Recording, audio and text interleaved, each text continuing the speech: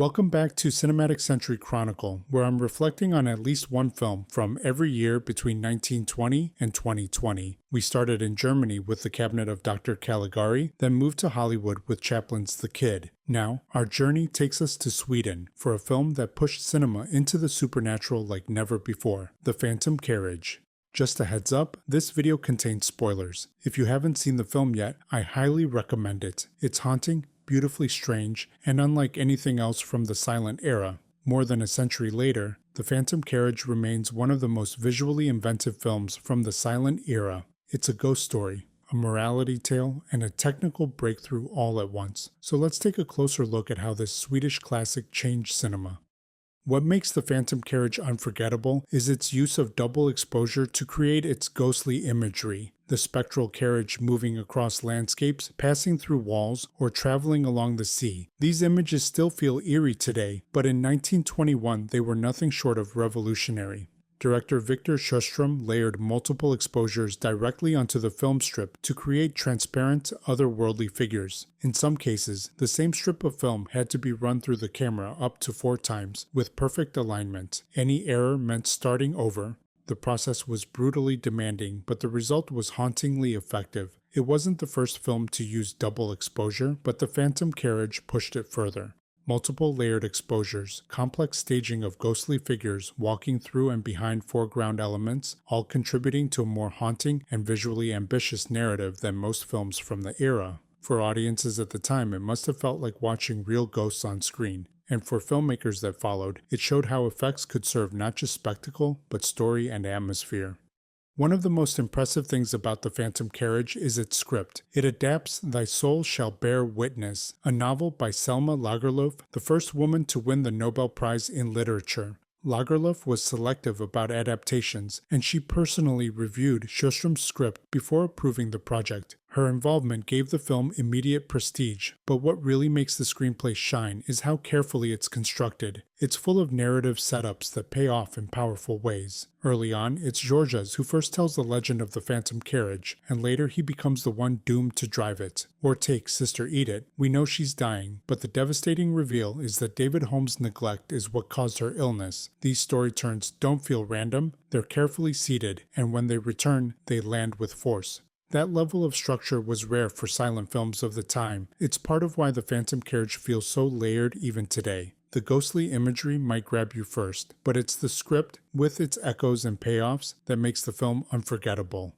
At its core, The Phantom Carriage is a story about redemption. The legend goes that the last person to die on New Year's Eve must drive death's carriage for the next year, collecting the souls of the dead.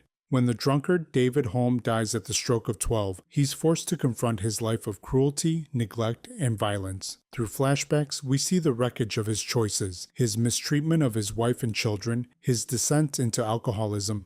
I love the repeated shots of the clock as it ticks toward midnight. They aren't just suspenseful, they make time itself feel like a character pressing down on Holm and sealing his fate.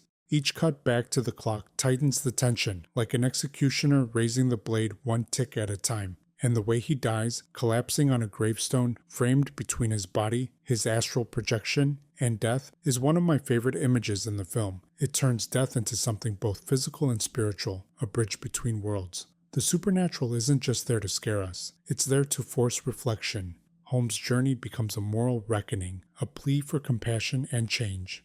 That combination of ghost story and morality play was unusual at the time, and it gives the film its lasting emotional weight.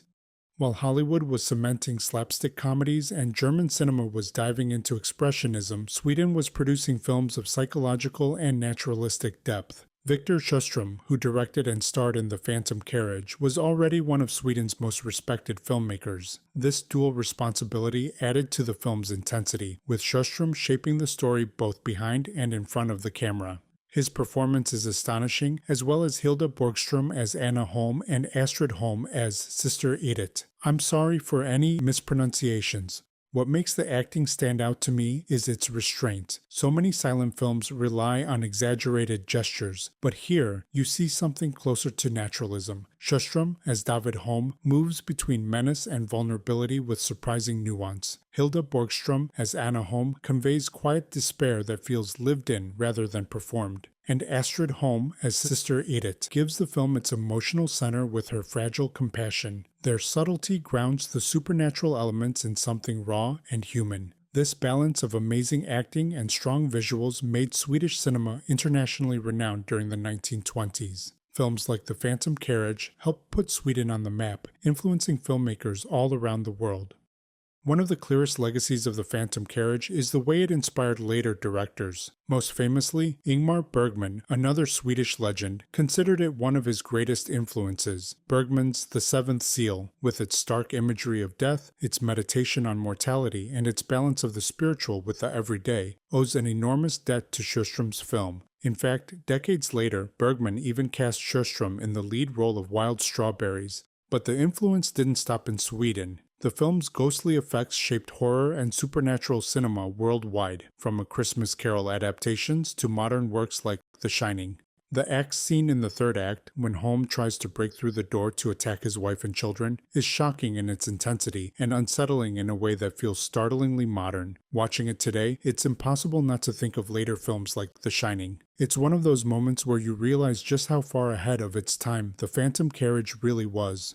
The Phantom Carriage isn't just an old silent ghost story. It's one of the films that showed cinema could be haunting, poetic, and profound all at once. It matters because it proved film could capture the intangible: guilt, death, redemption, even the soul itself. And it showed that technical innovation and emotional storytelling didn't have to be separate. Sjöström proved you could use effects not just to amaze audiences, but to deepen the story. 100 years later, its imagery still haunts, and its themes still resonate. It's a ghost story, yes, but one that asks us to look inward at the lives we lead, and the legacies we leave behind. If you've never seen it, I highly recommend it, both for its historical importance and for the fact that it still works as eerie, moving storytelling. Next time on Cinematic Century Chronicle, it's Nosferatu, the silent nightmare that still casts a long shadow.